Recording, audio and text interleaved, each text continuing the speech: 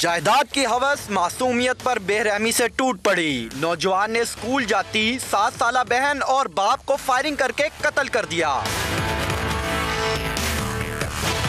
वाकया सत्तू कतला की हदूद में पेश आया। गुलाम हुसैन और 7 साला इरखा को मोटरसाइकिल सवार अफराद ने इस वक्त निशाना बनाया जब बाप कमसिन बेटी को स्कूल छोड़ने जा रहा था। मकतूलीन के वर्सा ने दोहरे कत्ल को जायदाद का तनाजा करार देकर मरकजी किरदार की निशानदही कर दी। मेरे ताया जी हैं, सुबह बच्चे अपनी को छोड़ने के लिए आए हैं स्कूल के लिए, तो उनके पीछे 2 बाइक वाले आए हैं, आके उन पे अंदर फायरिंग की है और उनको मार दिया मौके पे। ये प्रॉपर्टीज़ के इश्यूज़ की वजह से ये सारा हुआ है। पुलिस का कहना है कि मकतूल गुलाम हुसैन ने 3 शादियां की। शुबा है कि पहली बीवी के बड़े बेटे अली इमरान ने वारदात की। फैमिली डिस्प्यूट है, इसके अलावा कोई मॉनेटरी डिस्प्यूट है, इसके अलावा कोई और डिस्प्यूट है। हम तमाम एंगल्स पे जो है वो काम हमने शुरू कर दिया, तो इंशाल्लाह जल्दी हम इस कंक्लूजन पे आ जाएंगे। जाए वक़ुआ से मिलने वाले शवाहिद और अहले खाना के बयानात की रोशनी में हतमी हकाइक सामने आएंगे।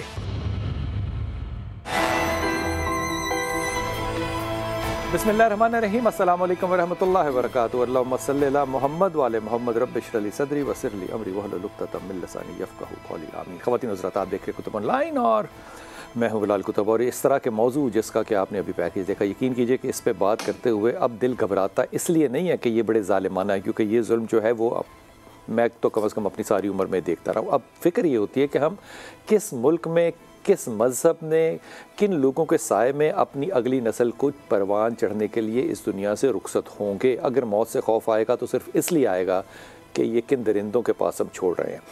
मैं बड़े ईमानदारी से अपना फतवा जारी कर रहा हूँ, हालांकि मैं फतवा जारी कर नहीं सकता, लेकिन मैं अखलाकन ये फतवा जारी कर रहा हूँ। देखिए, आप जब गुनाह करते हैं ना तो अल्लाह तौबा को कबूल करता है। अल्लाह कहता है कि अगर तुम ये कहो ना कि मैं गुनाह करूँगा नहीं, तो मैं तुम्हें उन कौमों से बदल दूँगा जो गुनाह करेंगे और तौबा करेंगे।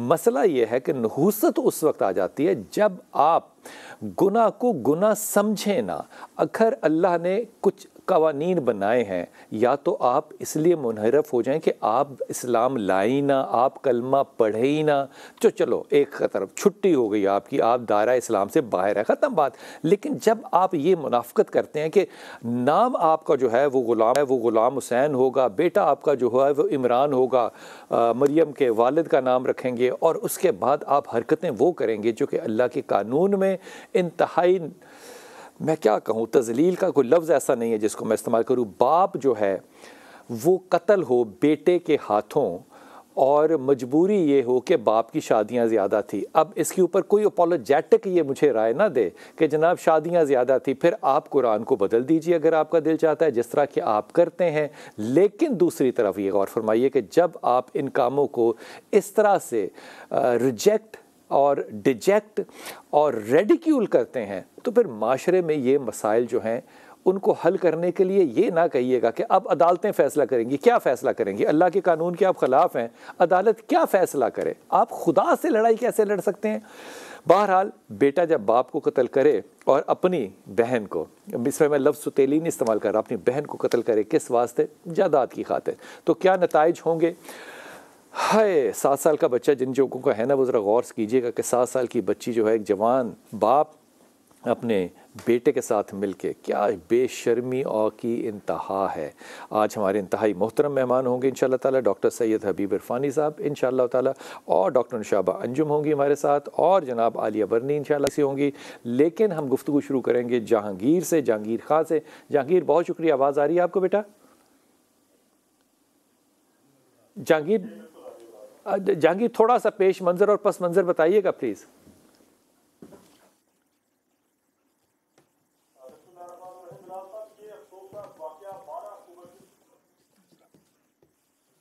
एक बाप जिसका नाम गुलाम हुसैन और उनकी 7 साला बेटी जिसका नाम इरखा है, उसको फायरिंग करके कत्ल कर दिया गया। ये वालिद अपनी बच्ची को स्कूल छोड़ने के लिए जा रहे थे कि इनका ताकुब करने वाले दो मोटरसाइकिलों पर सवार 4 अफराद ने इनको सत्तू कतला के करीब रोका और गाड़ी पर फायरिंग कर दी, जिसकी जद में आकर ये दोनों बाप बेटी मौका पर जाँ बहक हो गए। इब्तदाई तफ्तीश हुई और तफ्तीश में ये इंकशाफ हुआ कि कातिल जो है वो कोई और नहीं बल्कि इस मकतूल गुलाम हुसैन का बड़ा बेटा इमरान हुसैन है, जिसने कि अपने बेटे अदनान के साथ मिलकर अपने वालिद और अपनी 7 साला बहन को फायरिंग करके कत्ल किया। और इसकी जो वजह है वो विरासती जायदाद की तकसीम का तनाज़ा है, क्योंकि मकतूल गुलाम हुसैन जो है उन्होंने 3 शादियां की थी और पहली बीवी में से ये बेटा जो कि अब मुलजिम है, नामजद मुलजिम इमरान हुसैन वो था, और दूसरी बीवी में से कोई औलाद नहीं थी, जबकि तीसरी बीवी में से ये 7 साल की बच्ची इरखा जो थी ये इसने जन्म लिया था, जिसके बाद जो मुलजिम है उसको इस बात का खदशा लाहक हो गया था कि तमाम तर वालिद की जो ज़मीनें हैं, जो जायदाद है, उसको डिवाइड कर दिया जाएगा। लेकिन उससे पहले ये अकेला ही इस तमाम तर जायदाद का इकलौता वारिस था। अभी तक की तफ्तीश में ये तमाम बातें सामने आई हैं और अभी मुलजिम जो है इसने अबूरी ज़मानत करवा रखी है। और पुलिस का ये कहना है कि मुकदमे में बेटे के अलावा 2 नामालूम मुलजिमान को भी शामिल किया गया है, जिनकी मदद से ये दोहरे कत्ल की वारदात की गई। मुलजिम ने अबूरी ज़मानत करवा रखी है। तमाम तर पहलुओं से तफ्तीश की जा रही है। डिजिटल एविडेंसेस यहाँ से कलेक्ट किए गए, क्लोज सर्किट फुटेजेस हासिल की गई। मकतूल के जो लवाहिकीन हैं, जो उनके भाई हैं, उनके स्टेटमेंट्स रिकॉर्ड किए गए। और अभी पुलिस का ये बताना है कि मरकज़ी मुलजिम जो है उसकी गिरफ्तारी के बाद या शामिल तफ्तीश होने के बाद उसका बयान सामने आएगा और मज़ीद हक़ाइक़ सामने आएंगे कि दोहरे कत्ल की इस वारदात के मज़ीद मुहर्रिकात क्या हो सकते हैं। लेकिन अब तक की जो तफ्तीश है उसके मुताबिक विरासती जायदाद की तकसीम जो है वो इस बाप बेटी के कत्ल की सबसे बड़ी वजह सामने आई। जहांगीर, ये बताइए, ये जगह जो है सत्तू कतला, ये लाहौर का बड़ा एक डेंसली पॉपुलेटेड एरिया है, यहाँ पे यकीनन कुछ लोगों से बात हुईगी।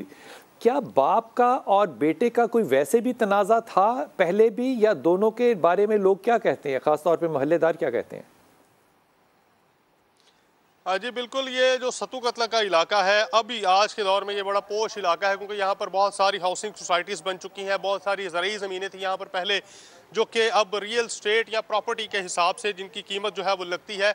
तो मकतूल जो है वो ज़मींदार थे, इनकी काफ़ी सारी जायदाद, प्रॉपर्टी और ज़मीनें थी, और इनका बेटा जो है वो इससे पहले भी अपने वालिद से अपने हिस्से की डिमांड करता रहा है और विरासत की तकसीम के लिए अपने वालिद पर दबाव डालता रहा है। जो मकतूल के लवाहिकीन है उनका ये कहना है कि अभी हम किसी भी किस्म का कोई स्टेटमेंट नहीं दे सकते, क्योंकि उनको खदशा है कि वो किसी किस्म का कोई बयान देंगे तो इनकी तफ्तीश जो है वो मुतासिर होगी। लेकिन जो इनके अजीज़ो अकारिब के अलावा जो ये फरमाइए कि ये मुकदमा FIR किसकी मुद्दईयत में हुआ है? ये जो मुकदमा किया गया है ये 2 नामजद और 2 नामालूम अफराद के खिलाफ मकतूल के भाई यानी गुलाम हुसैन के भाई की मुद्दईयत में यह मुकदमा दर्ज किया गया है। और अभी इस मुद्दई का स्टेटमेंट भी पुलिस ने रिकॉर्ड किया है, जिसमें मुद्दई का ये इल्ज़ाम है कि मकतूल यानी उनके भाई के बेटे यानी भतीजे ने, इमरान हुसैन ने अपने वालिद और 7 साला बच्ची का कत्ल किया है। लेकिन तफ्तीश मुकम्मल होने के बाद हतमी वजूहात और हक़ाइक़ जो है वो सामने लाए जा सकेंगे कि क्या आया ये वाकई विरासती जायदाद की ज़मीन का तनाज़ा है या इसके अलावा कोई और भी कत्ल के मुहर्रिकात हैं जो कि इस बाप बच्ची को दिन दिहाड़े चौक में कत्ल कर दिया गया। तो उसके बाद हक़ाइक़ सामने आएंगे तो पुलिस का ये कहना है कि तफ्तीश मुकम्मल होगी। अभी मुलजिम चूँकि अबूरी ज़मानत उसने करवा रखी है और जो मज़ीद एविडेंसेस की बेस पर तफ्तीश जारी है और तफ्तीश के बाद सूरत हाल जो है वो वाज़ेह होगी। जी बहुत शुक्रिया जहांगीर, बहुत शुक्रिया। ये तो मैं पहले सुनने और देखने वालों को पहले अर्ज़ कर दूं कि जब कोई शख्स खुद इस मुकदमे में शामिल हो, मिसाल के तौर पे जो कातिल है, बेटा अगर कातिल है, मुबैना कहना पड़ेगा, तो फिर कानूनी तौर पे इसका जायदाद में कोई हिस्सा हो सकता ही नहीं होगा। लेकिन कुजा ये कि कुछ ऐसा हो कि चाचू या ताया जो है वो माफ़ कर दे, मुकदमा ही ख़त्म हो जाए, या ये मुजरिम निकले ही ना, मुकदमा ही ना हो, ये अलग बात है। लेकिन कोई भी शख्स जो जुर्म करता है वो फिर उस जायदाद के अंदर शामिल किया ही नहीं जा सकता इस्लामी कानून के तहत। लेकिन मामला कानून का नहीं है। नुशाबा, आपकी तवज्जो चाहूँगा इस मामले में, ये फरमा दीजिए कि ये जो जेलसी का फैक्टर हो सकता है या ये बाप की शादियों पे उसका हेट्रेट हो सकता है, जो भी होगा, इन चीज़ों को क्या नफ्सियाती मरीज़ समझ के छोड़ा जा सकता है? जी बिस्मिल्लाह, शुक्रिया बिलाल भाई आपके मदद करने का। ऐसे ही मामलात हैं। देखिए, जब हम लोग बहुत बात करते हैं कि कलमा पढ़ लेने से और दीन की किताबें पढ़ लेने से, मेरे ख्याल में अगर उस कानून की किताब को पढ़ के उस पर अमल ही नहीं किया, हम कहते हैं शादी करो, लेकिन हमने नॉर्म बना लिया इस चीज़ को कि आपका जो कल्चर है वो एक बेरा रवी को प्रमोट कर रहा है और जो शादी के ऊपर। और वालदा, मैं समझती हूँ ये हेट्रेड आप कह रहे हैं, ये एग्रेशन के अंदर मैं इसको लेकर आऊँगी। एग्रेशन, वायलेंस ये न्यूटन के थर्ड लॉ की तरह है, ये निकलना है। अब इसको इंस्टिगेट कौन कर रही है? ये देखिए, मैंने हमेशा ये चीज़ ही देखी है, वो जो बीवी होती है वो कहती है मैं औलाद से तुम्हें बदला दिलाऊंगी। हमेशा मैंने ये लफ्ज़ सुना है। जब आप माएँ वो फैक्ट्रियाँ जब वो ये करेंगी कि आप बजाय अल्लाह की मखलूक पैदा करने के बजाय आपने अपने टूल्स पैदा करने हैं, जो सोसाइटी में जाके आप जैसे दहशतगर्द पैदा कर रही हैं आप ऐसी ख़वातीन। मैं तो ये कह भी नहीं सकता, मैं तो कहूँगी इसी पे। नहीं, देखें, मुझे इसलिए इस चीज़ की तकलीफ है कि हमने वो माएँ नापैद कर दी हैं। जब आप सजा का रखें तो जेलों में काउंसलिंग के लिए इन ख़वातीन को भी लेकर जाएं जिन्होंने ऐसी औलादें पैदा की हैं, जो कि प्रमोट करती हैं इस चीज़ को। आप शादी कर ली है, आप औलाद के लिए, अगर फिर देखें दूसरी बात ये है कि मैं नहीं समझती कि अगर कोई जायदाद का हिस्सा था, देखिए हिरस, लालच, हवस जो है वो किसी भी चीज़ की हो सकती है, उसके लिए इंसान अंधा हो जाता है। और इसके लिए काउंसलिंग, अब इधर तो पता ही नहीं भाई ये नफ्सियाती मसला हो सकता है। वालदा, अब बीमार माएँ, गुस्से वाली माएँ, डरी हुई माएँ, अग्रेसिव माएँ, वो क्या पैदा करके देंगी सोसाइटी को? शाह साहब अस्सलाम वालेकुम जनाब। हुजूर अक़दस ये जो बात की है ना नुशाबा ने, ये बात जो है ना ये दिलों में सारे, जिस तरह कहते हैं ना कि एक सारे माशरे को सच का पता होता है लेकिन बोलना सब ने इज्तमाई तौर पे झूठ होता है, क्योंकि सच बोलते हुए हमारे हल्क के अंदर ना बहुत से और खौफ आ जाते हैं। मैं तो डरता हूँ, मैं तो आपको बरमला कर रहा हूँ, मैं डरता हूँ इस बात को कहते हुए। लेकिन इस बात पे बड़ी वाज़ेह बात है कि ये सारी साइकोटिक एक्ट जो है इसमें बीवी भी शामिल होनी चाहिए। बीवी ने क्यों अपने शौहर को और अपने बेटे को इसमें शमूलियत के लिए मुबैना तौर पे क्यों ऐसे इन्वायरमेंट क्रिएट की? वालदा जो थी उसके ऊपर एक बीवी आई, उसके ऊपर एक और बीवी आई, वो एक अलग फ्रस्ट्रेशन जो है वो पैदा। लेकिन अल्टीमेटली इस बच्चे को भी तो किसी ने समझाना था कि बेटा बाप मर जाएगा तो विरासत होगी, बाप के मरने का या इंतज़ार कर, और माओ को मिलना है 1/8 हिस्सा, वो इससे ज़्यादा नहीं मिलना, वो है 1/54 से कम का हिस्सा है वो, तो वो तेरी कोई बाकायदा जायदाद के ऊपर कोई फ़र्क नहीं पड़ेगा। बहन जो तेरी रह गई है वो माइनर है, उसको भी बड़ा ही मामूली हिस्सा मिलना है, तो तुझे हेट करने की या जेलसी की ज़रूरत नहीं है। वेट फॉर द नेचुरल, ये किसी को बताना था। अगर किसी ने नहीं बताया तो मेरे ख्याल में इसमें पहली जिम्मेदारी जो है वो माँ की है, फिर बीवी की है, उसके बाद उलमा इकराम की है, माशरे की है, तमाम मीडिया की है कि हम लोग जिन चीज़ों को प्रमोट करते हैं। अभी नुशाबा ने बड़ी अच्छी बात की, उसने कहा कि ये बात करनी भी चाहिए हमें कि नहीं, पता नहीं, मैं खुद कंफ्यूज हूँ। ना करें तो बुराई के ख़िलाफ़ आवाज़ नहीं उठती, करें तो लगता है जैसे कि प्रमोशन है। लेकिन किसी चीज़ पे आज ईमानदारी के साथ अगर लानत भी भेजनी हो तो उसका तरीका क्या होगा? कैसे भेजें किसी चीज़ पे लानत?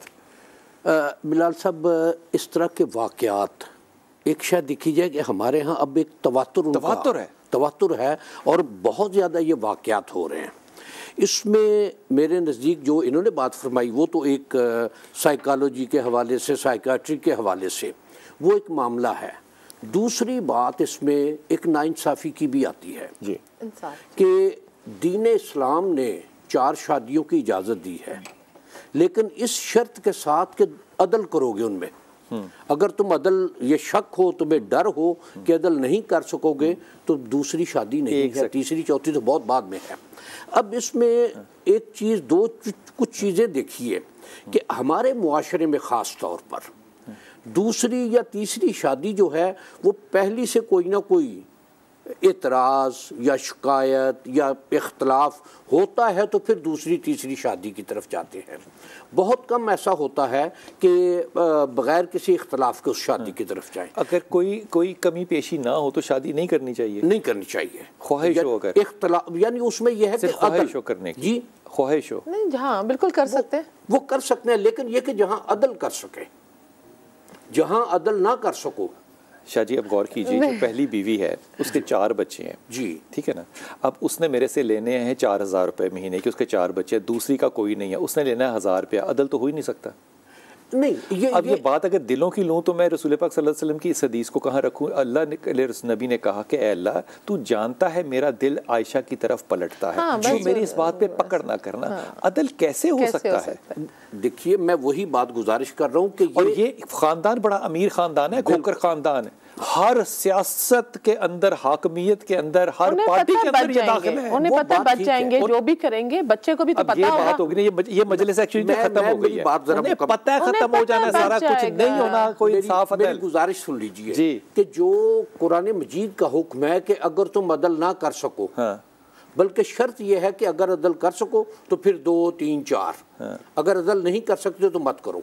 अब इसमें बात ये आती है कि कुछ इख्तलाफ हुआ या कोई बात हुई, कुछ ऐसी ज़रूरियात पेश आ जाती हैं कि मर्द दूसरी शादी उसकी ज़रूरत, पैसा ज़्यादा है, नहीं पैसा ज़्यादा, फिर वो अदल की बात नहीं रहती।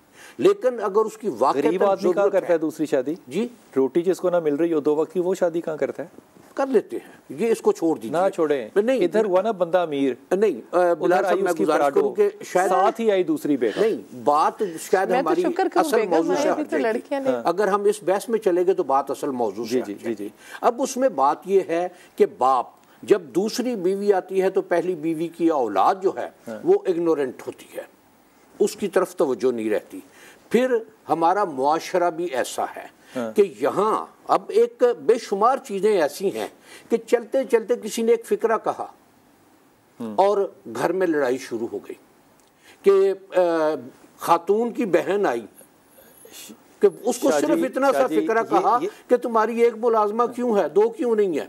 शाह जी ये सारी बातें जो है ना आपकी, ये उस माशरे के लिए सच हैं जो मुसलमान माशरा ना हो।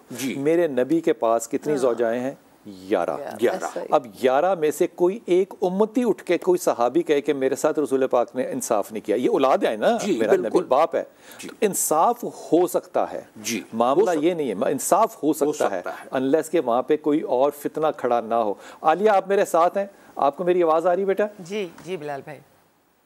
जी आलिया ज़रा इस पर थोड़ी सी रोशनी डालिएगा। ये इतना अमीर ख़ानदान है कि ये हर सियासी ख़ानदान के साथ इसके ताल्लुक़ हैं, हर रियासत के अंदर इनका हिस्सा होता है, ज़मीनों का इनका करोड़ों अरबों का कारोबार है। अब ये सारा माल जो है ये आखिरी एक बेटा ही है ना, उसी को मिलना था ना। तो ये हेट्रेड का जो इतना बड़ा फैक्टर नज़र आता है, इसमें आपको लगता है कि कोई ख़ानदानी नफ़रतों का जो रुझान है, इनमें ख़वातीन का बैसियत माँ, बैसियत बेटी, बैसियत बीवी, कोई ना कोई तो हिस्सा होगा। अगर नाइंसाफ़ फ़र्ज़ कीजिए नहीं भी होता तो मैं अपने बेटे को कातिल तो नहीं बनाना चाहूँगा। बिलाल भाई 4 शादियों की इजाज़त है, 4 शादियाँ अल्लाह ने फ़र्ज़ नहीं की हैं, और इंसाफ के बगैर शादी एक से ज़्यादा ना कीजिए, बल्कि जो एक शादी है उसमें भी इंसाफ कीजिए। शेल्टर होम में जिस तरह के केसेस देख रही हूँ, जिस तरह से औरतें आती हैं, ये नफ़रत नहीं होनी चाहिए। मैं बिल्कुल इस चीज़ को मानती हूँ कि माँ का बहुत बड़ा हाथ होता है, जो वो अगर मुतवातिर बुराई करती रहती है औलाद के सामने, तो इस तरह के केसेस देखने में आते हैं। फिर एक वो औरत भी जन्म लेती है जो अब ये कहती है कि अगर मियाँ गरीब है, एक गरीब आदमी की पहली बीवी बनने से बेहतर है कि एक अमीर आदमी की तीसरी या चौथी बीवी बन लिया जाए, चाहे निकाह ख़त्म करना पड़े या पहली शादी हो। ये जब शादी का जो हमारा एक इदारा है उसको इस अंदाज से लेके चला जाएगा कि सिर्फ पैसे का ही तमाशा होगा, तो ये सारी चीज़ें होंगी।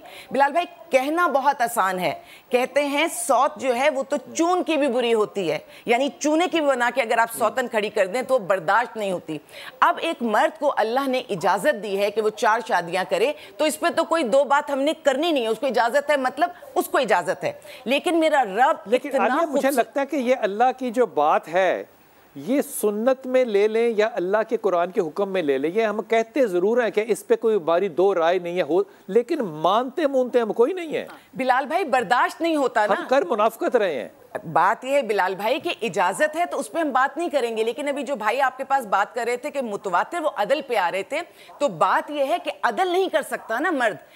वो घर जिस घर, एक छोटी सी बात बताती हूँ कि किसी मर्द ने एक शादी की हुई है, अब वो रोजाना रात को उस घर पे आता है, पता चलता है कि 15 साल 20 साल वो उस घर में रोजाना रात को आता था, बाप की हैसियत से, शौहर की हैसियत से। उसके बाद उसकी जिंदगी में किसी भी वजह से कोई दूसरी औरत आती है, वो दूसरी शादी कर लेता है, अब वो शख्स उस घर में हर रात नहीं आएगा, हर दिन नहीं आएगा, हर मामले में खड़ा नहीं होगा। वो सारी जिम्मेदारी औरत पर डाल देगा और खुद वो दो जगह बट जाएगा। बटा हुआ इंसान कहीं मुकम्मल नहीं पड़ता। अच्छा, जब ये इंसान बटेगा तो जिस बच्चों ने मैं अभी वक्फे पे जाऊंगा आलिया, लेकिन सवाल आपके पास ये छोड़ के जाऊंगा कि बटा हुआ इंसान है वो किसी औरत की इनकैपेसिटी या क्या कहूं मैं, उसकी बहुत ज्यादा काबिलियत ना होने की वजह से है ना। अगर एक रिश्ता हो ही काबिल और वो इतना काबिल हो कि वो दिल जीत चुका हो, तो ये फिर बाकी डिस्क्रिपेंसीज होंगी नहीं।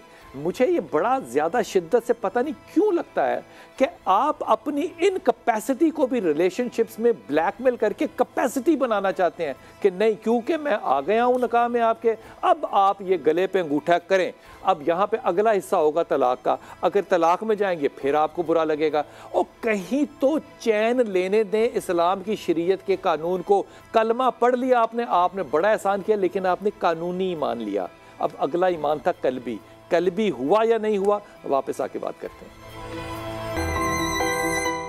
बिस्मिल्लाहिर्रहमानिर्रहीम। बहुत सी चीज़ें जो है वो माशरे में गलत होती हैं, कोई भी माशरा हो उसमें गलत सही की इम्तजाज होती है। लेकिन डॉक्टर साहब ये बात जो है ना, मैं इस बात का पता नहीं क्यों बहुत बड़ा एडवोकेट हूँ कि हम बुनियादी तौर पे गलत को गलत नहीं मानते, हम सही को सही नहीं मानते। हम आज तक ये नहीं फैसला कर सके कि सूद जो है वो है इस मुल्क में या नहीं है। चाहे आपका इस्लामिक बैंककारी का जो मर्जी निज़ाम हो, चाहे इस्लामिक आइडियोलॉजी काउंसिल जो मर्जी कह दे, हम बुनियादी तौर पर अजीब व गरीब इस कल्चर में पड़ गए हैं कि अब गौर कीजिए ज़रा कि एक बाप है, एक उसका बेटा है। बाप कातिल है अपने बाप का, लेकिन उसका जो अपना बेटा है वो शाहिद है, वो शहादत है कि मेरे बाप ने अपने बाप का कत्ल किया है। ये जो अब माशरा तश्कील देंगे और ये जो माशरा बनेगा, इसका मतलब पता है क्या हुआ? माफ़ी के साथ कसम ले लें, इसमें हया नहीं है। ये बेशर्म माशरा है कि कत्ल करने में अगर उसको हिजाब होता कि मैं तेरे दादे को कत्ल कर रहा हूं, तो वो छुप के झूठ बोलता है बेटे से कि मैं तेरे दादे का कातिल नहीं हूं। चाहे वो होता, ये कंपैरेटिवली कहीं बेहतर होता। लेकिन क्या इस माशरे में आपको लगता है कि हम जितना मर्जी अल्लाह रसूल का नाम लें, हमें वाकई जायदाद से मोहब्बत नहीं है, माल से मोहब्बत नहीं है, या दूसरी तीसरी शादी हम एक्सेप्ट करेंगे हम इस माशरे में? बिलाल भाई, मुझे आपकी जो ये वाली बात है ना, हया, हमने हया सारी जो है ना वो अपीयरेंस के ऊपर डाल दी है, लिबास के ऊपर डाल दी है। हया तो आपके अमल में होती है। आप देखें कि उस्ताद का एहतराम, जिसको इज़्ज़त, रिस्पेक्ट माशरे से ख़त्म हो गई है। बात करते हुए पहले वक्तों में, अगर आप मेरे से एग्री करेंगे, हमारे वालिद ने हमारी वालदा को आई लव यू नहीं बोला था। वो डिनाइल में पूरी ज़िंदगी गुजार गए थे कि पता नहीं प्यार करता भी है कि नहीं करता। अब वोकल हो गए हैं बहुत। यार खुदा दी कसम है, दिल गल जड़ी ना, अब इतनी वोकल हो गए हैं कि नफरत का इजहार तो बरमला इजहार, मोहब्बत का इजहार तो फेक मोहब्बत का। सच कह रहे हैं, पीछे रो रहे हैं, दिल में कुछ और है, दिमाग में कुछ और है। अगर आप इजाजत देते हैं जुमला कह दूं मैं जी। हमारी बेहयाई पता कब आई? जब हमारे कमरों में डबल बेड आ गए और बाथरूम अटैच हो गए और रात को दरवाजे बंद होना शुरू हो गए। ऐसा है ना? बिल्कुल सही कह रहे हैं। और आप ये देखें कि मैंने यही समझा कि मॉडर्निज्म थी, हमने तो कभी देखा भी नहीं कि वालिद और वालिदैन को भी वो कोई इस तरह का मामलात के कि हया थी एक। दूसरी बात मैं अगर आपको अकाउंटेबिलिटी की अगर आपकी इजाज़त से कहूँगी कि हम स्कूल में बच्चे को डालते हैं और वो एक सबक पढ़ता है, उसमें इस्लामियात भी है, उसमें वो जो सबक वो पढ़ा है उसका इम्तिहान। अगर हम अपने बच्चों में जो वालिदैन के लिए या तो ट्रेनिंग सेशंस दें या आप लोग प्रोग्राम्स करें, डे टू डे अपना इम्तिहान अगर हम लाइफ को टेस्ट के तौर पर लेना शुरू कर दें, तो ये बेहयाई ख़त्म। हमें हया उस क्रिएटर के आगे होनी चाहिए, इंसानों से ज़्यादा उस क्रिएटर को। जब आप सजदा और कंसिस्टेंसी, इस्तकामत, नमाज की पाबंदी। शाह जी, ये जो बात कर रही है ना डॉक्टर साहबा, इसके ऊपर मैं सिर्फ इसके सर पे हाथ रख के ना इसको प्यार दे सकता हूँ, इसके साथ एग्री नहीं कर सकता। ये बातें अब हो गई हैं पिछली नस्ल की, कि जो नमाज में है। अब कौन सी है? अब तो मैं देखता हूँ, मुझे कितने लोग देख रहे हैं मोहल्ले में जाते हुए कि मैं कुतुब साहब सुबह नमाज पे जाते हैं कि नहीं। जब मैं फजर पे जाता हूँ तो मैं देखता हूँ लाइन में दाएं बाएं कौन कौन मोहल्ले वाला आया हुआ है। अब कौन सी अकाउंटेबिलिटी? अब तो सजदे में कोई अकाउंटेबिलिटी नहीं रही। लेकिन अगर ये सारा जिम्मा जो है ये हमने किसी अदारे पर डालना है कि वो अदारा ले जनाब अकाउंटेबिलिटी, और वो भी स्कूल वाला, तो फिर माँ बाप जो हैं ये गन्ने का जूस निकाल के पिया करें, ये क्या करें? इनका क्या काम है फिर? बिलाल साहब देखिए, हमारे यहाँ जिम्मेदारी जो है वो कोई नहीं अब ले रहा। किसकी जिम्मेदारी? हर पाकिस्तान जिम्मेदारी नहीं है, की जिम्मेदारी, अपनी जिम्मेदारी नहीं ले रहे। इस्लाम किसी की जिम्मेदारी नहीं है। नहीं, देखिए मैं गुजारिश, सारे बटे पड़े हैं, कौन जिम्मेदारी? वही मैं गुजारिश कर रहा हूं कि हमारे मुआशरे में एहसास जिम्मेदारी खत्म हो गया है। ये मैं शाजी तब कहूं जब मुझे पता हो कि अब्बू कौन है। यहाँ पे सारे ही अब्बू हैं। किसके गले पे मैंने पकड़ना है? मैंने किसको कहना है कि ये जिम्मेदार आदमी है, ये पूरी नहीं कर रहा अपनी जिम्मेदारी? मैं मजहब में जाऊं, गली मोहल्ले में हर जगह अब्बू जान है। मैं सियासत में जाऊं, हर जगह अब्बू जान है। मैंने कैसे कहना है कि माशरा जिम्मेदार नहीं है? सारे तो जिम्मेदार हैं, बिल्कुल जिम्मेदार हैं। मतलब बिलाल साहब, मुझे अपनी जिम्मेदारी खुद ले ले। मेरे ख्याल में स्कूल का एक वाकया एक याद है कि लड़के हम बैठे थे, उनमें एक सिगरेट पी रहा था। हमारे मोहल्ले का एक बड़ा शख्स, हमसे एज में बड़ा था, उसने आकर थप्पड़ लगाया उसे और उसने फिर उससे माफ़ी मांगी कि मेरे बाप को ना बताना, मैं सिगरेट पी रहा था। आज कौन ये जुर्रत कर सकता है कि किसी को मना भी करे? जुर्रत? आप मजाक कर रहे हैं? सारा माशरा मेरे खिलाफ खड़ा होगा। मैंने उसकी इंडिपेंडेंस में मुदाखलत की, उसका हक था, उसने अपने हलाल माल से बाप के सिगरेट खरीदा किया, उसकी वो एनवायरनमेंट उसकी थी। मैं कौन होता हूं उसमें जाने वाला? शाहजी ऐसी बातें करके अवाम को बेरारवी में ना लगाएं। मैं आपकी बात, मुआशरा अगर देखें, अनरियल बातें हैं ये। उस्ताद कोई स्कूल टीचर बच्चे को किसी बात पर डांट देता, आपने जुमला बनाया था मार नहीं प्यार, अब आप स्कूल टीचर की इज्जत नहीं कर सकते। वक्फा लूंगा, लेकिन वापस आके आपसे अर्ज करूंगा कि अभी अर्ज करूंगा, खुदा की कसम खा के कह रहा हूं, सच, जो मुझे सुनने वाले मेरे हम उम्र लोग हैं, हमारे मोहल्ले में झाड़ू देने वाली खातून ने मुझे इतना मारा था कि मैं साइकिल बगैर इजाजत के क्यों चला रहा हूं, कि आज उस औरत की शक्ल मुझे याद है और उसकी औलाद मेरे साथ इन रिलेशनशिप, ताल्लुक़ के अंदर है। हम जानते हैं एक दूसरे को, और उसको तब कहते थे कि ये खाक रूब है।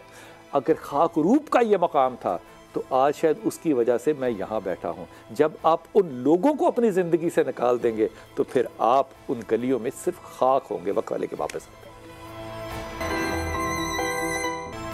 बिस्मिल्लाहिर्रहमानिर्रहीम। जब भी हम माजी की बात करते हैं तो ज़ाहिर हम वो मसाले उठाते हैं जो कि आज की नस्ल के लिए मेरे ख्याल में बहुत ज़्यादा, अगर मैं मायूब का लफ्ज़ ना इस्तेमाल करूं तो उनके लिए कम से कम इर्रेलेवेंट वो ज़रूर होती हैं। आलिया, ये जो आज हम बात कर रहे हैं, इसमें रिश्तों को देख लें, इसमें मज़हब को देख लें, इसमें रियासती सियासत को देख लें, इसमें पैसे को देख लें, मैं बड़े तहम्मुल से, बड़ी एहतियात से बात कर रहा हूँ। जब बेटे ने देखा हो कि बाप मेरे सामने कितनी करप्शन कर रहा है और बाप ने कहाँ से शुरू किया और कहाँ पहुँच गया, और वो उसको दिल में पता है कि मेरे बाप का माल जो है वो कहाँ से आया, तो ये इंसाफ पसंदी यहाँ भी तो हो नहीं सकती ना। फिर बेटे की जो किरदार साजी है, जब आप इस माल से करेंगे तो आप कहेंगे कि नुतफ़ा हलाल हो लेकिन लुकमा हलाल हो या ना हो, इससे कोई फ़र्क नहीं पड़ेगा। मुझे लगता है कि हम सारी डिबेट को मज़हब की तरफ ले जाने की बजाय अगर सिर्फ हलाल हराम में तकसीम कर लें तो इस मुल्क के आधे से ज़्यादा लोग जो है ना वो सही हो जाए। अगर हम सिर्फ इंसानियत की बात कर लेना बिलाल भाई, तब भी बहुत सारी चीज़ें बेहतर हो जाएंगी। मज़हब पे ना ले जाएं, मसले हल हो जाएंगे। वो औरत, अगर माँ ने इसको फीड किया है, इस बेटे को, पहली बीवी ने, अगर ऐसा हुआ है तो याद रखिएगा, जो बेटा अपने बाप को कत्ल कर सकता है वो अपनी माँ के लिए भी अच्छा कभी नहीं हो सकता। जिसके अंदर इतनी जायदाद, बेटे को साथ लेके गया दादा को कत्ल करने, बेटा तो साथ गया है। मैं उस माँ की बात कर रही हूँ जिसने तरबियत की है इस बेटे की कि अगर बाप आपका शादियां ज्यादा कर रहा है तो आप कत्ल कर दीजिए। यानी ये मियाँ बीवी के आपस का रिश्ता है, आपस का मामला है, वो कितनी भी शादियां करे, लेकिन औलाद के अंदर आपने ये जहर नहीं बोना। अगर आप ये जहर उसके अंदर उंडेलेंगे तो जो वो बाप के साथ कर रहे हैं आपके साथ भी करेगा। दादा गार्जियन होता है, यानी खुदा ना खास्ता अगर ये आदमी इस दुनिया में ना रहता तो जिस दादे के कत्ल किए वो इस बच्चे का गार्जियन था। मेरे पास शेल्टर होम में रिश्ते जब आते हैं, एक रिश्ता आया था, एक बेटा खुद अपने बाप को लाया कि इसका रिश्ता कराएं, दूसरी शादी करें, लेकिन बिलाल भाई रिश्ते से पहले उसने उस बाप की सारी जायदाद अपने नाम करवा ली थी और उसने कहा था कि अब रिश्ता कीजिएगा, क्योंकि ये फोर्सेस का बंदा था तो पेंशन बीवी को मिलती थी, तो जायदाद में उस बीवी का कोई हिस्सा नहीं था लेकिन पेंशन उसकी बीवी को मिली। दूसरी बात मैं ये चीज देख रही होती हूँ कि जब ये इस किस्म के इश्यूज होते हैं तो बच्चे, औरतें अपने आप को गैर महफूज समझती हैं। एक शौहर जितने भी रिश्ते बनाए उसको सबको महफूज रखने की जरूरत है। गैर महफूज होने में कई दफा ऐसा होता है कि बीवी बच्चे इजाजत देते हैं शादी की। महफूज उसने किससे करना है?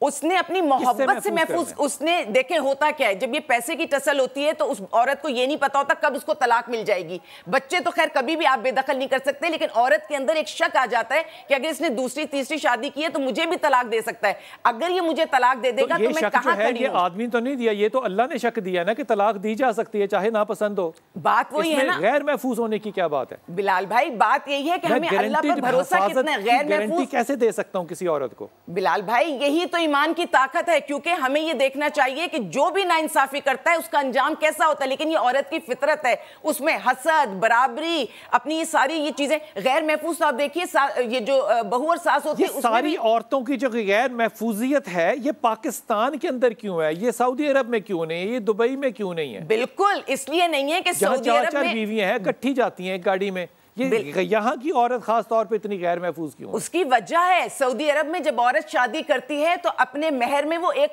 बहुत अच्छी रकम लिखवा लेती है। अगर आप बाहर के मुल्क की बात करें तो मतलब सऊदी अरब में गरीब आदमी की 2 शादियां नहीं होती। सऊदी अरब में सभी अमीर हैं जो 2-2 4-4 करते हैं। वो कल्चर जब यहाँ पाकिस्तान में आया है तो वहाँ की तो गवर्नमेंट भी उन बच्चों को ओन करती है, हमारे मुल्क में ओन नहीं किया जाता। बाहर मुल्क में जैसे ही तलाक हुई, सारा जो मामला है ये इकोनॉमिकल हुआ ना, फिर हिफाजत की बात तो ना हुई ना, ये तो इकोनॉमिकल शेल्टर है। बिलाल इकोनॉमिकल शेल्टर मिलेगा तो फिर जस्ट गो डू एनीथिंग। निकाह इतना खूबसूरत रिश्ता, हम नहीं कहते, आप और मैं नहीं कहते, ये सोशल कॉन्ट्रैक्ट है। सोशल कॉन्ट्रैक्ट किसने बनाया? उन्होंने बनाया जिन्होंने रिश्तों को इस्तेमाल किया है। जब किसी भी रिश्ते में जिद, अना, ये चीजें आ जाएं तो हमेशा रिश्ता हार जाता है, अना और जिद जीत जाती है। और मैं उन लोगों के बारे में क्या कहूं कि दूसरी शादी के बाद वो इंसान, मेरे पास शेल्टर में या तो पहली बीवी बर्बाद हुई पड़ी है या दूसरी बर्बाद हुई पड़ी है, और वो जो बच्चे, एक आदमी, अभी आपने इकोनॉमिक्स का जिक्र किया, आपका नुक्ता आ गया हुजूर अक़दस फड्डा, तो फिर ये हुआ ना पहली शादी और दूसरी शादी नहीं, दूसरी नहीं हो सकती, असल फड्डा ये नहीं हो सकती। मेरे नज़दीक असल मामला जो है वो तरबियत का है कि हमारे यहाँ आप ये बात देखें कि गैर महफूज के ऊपर मुझे ज़रा समझा दे, गैर महफूज दूसरी शादी में औरत कैसे होती नहीं है? मैं तो ये नहीं समझता कि गैर महफूज, अगर उसका देखिए एक अरबी की कलोकियल है कि एक माँ अपनी बेटी को उसकी शादी के मौके पर कुछ नसीहतें करती है। हाँ। और उसमें मैं 2 गुजारिश करता हूँ अभी। एक ये है कि तेरा खामद घर आए, हाँ। तू बहुत खुश है, लेकिन तू देखती है कि तेरा खामद अफसुर्दा है, हाँ। तो अपनी खुशी का उसके सामने इजहार ना कर। क्या के तो देखें, ये यानी क्या के तो देखें। और बिलाल साहब, मैं ये 10 उसके हैं, हाँ। कि अशरा वसाया, हाँ। कि 10 नसीहतें उसने की, हाँ। कि तुमने अपने घर में जाके किस तरह रहना है। और इसको मेरे नज़दीक, हाँ। हर बच्ची को ये बात तालीम देनी चाहिए कि वो अपने घर में इस तरह।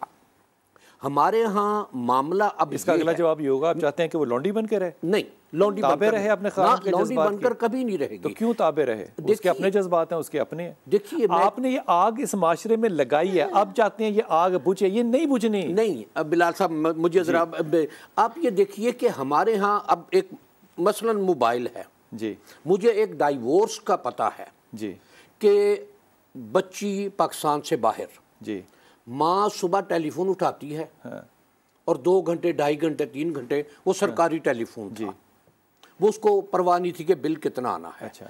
अब उधर बच्चा, उसका बेटा, बच्चा या बच्ची थी एक, वो अपने रो रही है, कुछ उसको पता नहीं, उसके ससुराल वाले उस पर तंग हो रहे हैं, और जब उसको कहते हैं बाप उठा के यहाँ ले आया, और डाइवोर्स हो गई उसकी।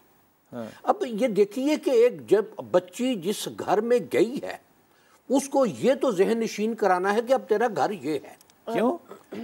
अम्मा ने बदला नहीं लेना अपना?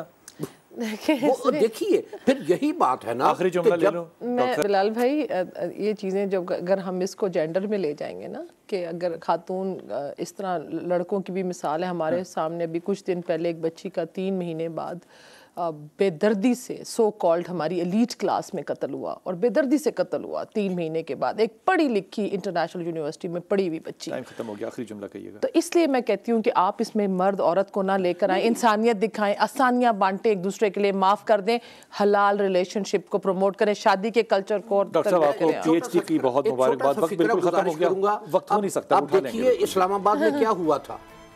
अब ये तरबियत का असर है ना, तरबियत का नहीं है, तरबियत के ऊपर चली जाएगी। इजाज़त दीजिए, अस्सलाम वालेकुम। देखिए।